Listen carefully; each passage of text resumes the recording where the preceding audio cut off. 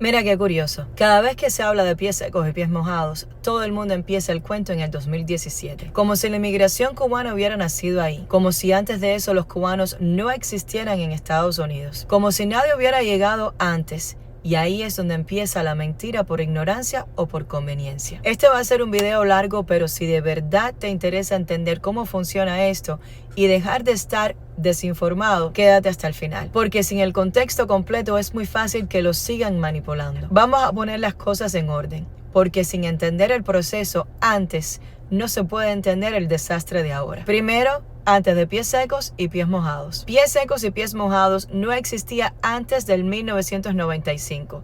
Repito, no existía. Y sin embargo, millones de cubanos llegaron a Estados Unidos desde el 1959 hasta el 1995. ¿Cómo?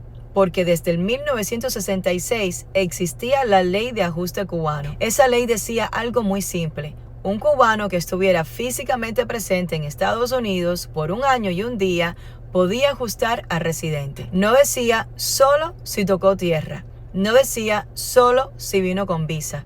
No decía solo si fue paroleado con este papel específico. Decía presencia física y punto. En la práctica, ¿qué pasaba? Que los cubanos llegaban, eran detenidos, procesados y la mayoría eran liberados bajo parol administrativo y después ajustaban. Eso incluía personas que llegaron por aeropuerto, por frontera y sí, también por mar. Y aquí es donde muchos se equivocan.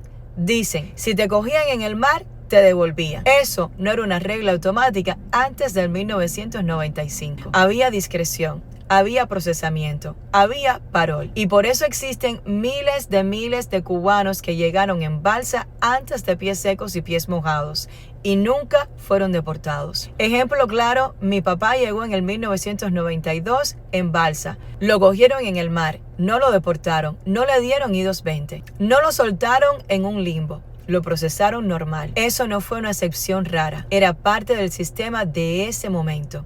Entonces, pregunta lógica.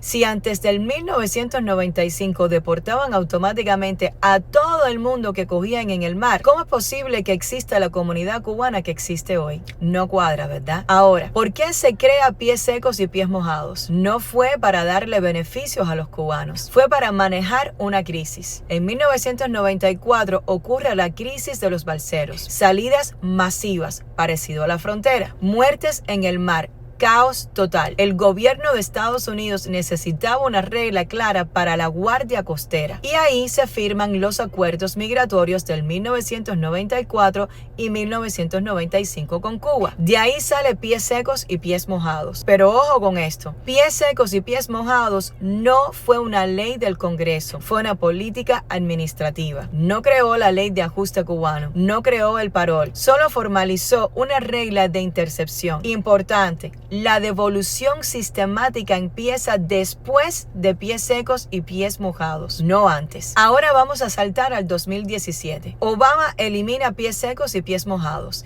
Y aquí es donde mucha gente se pierde. Eliminar pies secos y pies mojados no eliminó la ley de ajuste cubano, no eliminó el parol, no eliminó el derecho a ajustar. Lo que eliminó fue una política especial ligada a otro momento histórico. Y durante el acercamiento de Obama con Cuba, pasó algo que muchos prefieren ignorar. Dentro de la isla la vida mejoró. Más remesas, más viajes, más cuentapropismo, más comida, más oxígeno. Y yo no he encontrado a un solo cubano que viviera en Cuba en ese momento que diga que Cuba se puso peor. Los que critican son los que estaban fuera. Los que no vivían esa realidad. Y ahora vamos a Trump. Pero ojo, antes del COVID, desde el 2017 hasta principios del 2020, Trump fue más duro. Sí, pero el sistema todavía funcionaba. No existía el uso masivo del I-220A. No existía este limbo legal. La mayoría de los cubanos ajustaban sin problema. Y aquí viene la pregunta clave que nadie quiere responder. Ok, ¿por qué entonces antes del 2020 casi todos los cubanos ajustaban sin problema y después del 2020 miles quedaron atrapados legalmente? La respuesta no está en Obama, no está en pies secos y pies mojados, está en lo que pasó después. En marzo del 2020, con la excusa del COVID, Trump activa el título 42. Título 42 no es una ley migratoria.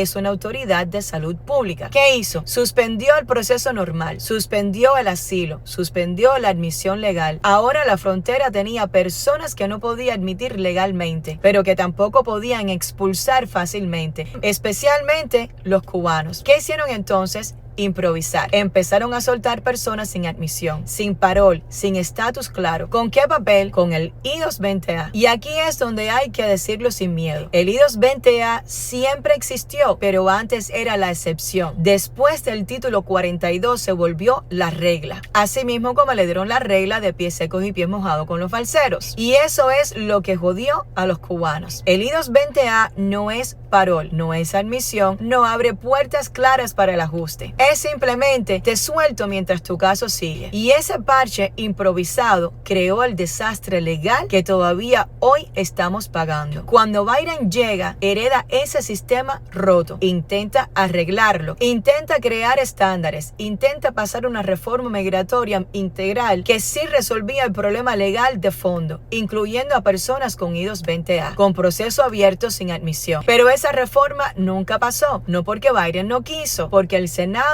la bloqueó, por el filibuster, por María Elvira Salazar, Carlos Jiménez y por ahí por allá. Pero para que entiendas, recuerda, por falta de 60 votos, por decisiones políticas. Y mientras tanto, los mismos que ayudaron a crear el caos se pararon frente a las cámaras a decir que Biden no hizo nada. Así que no, el problema no empezó con Obama, no empezó con pies secos y pies mojados.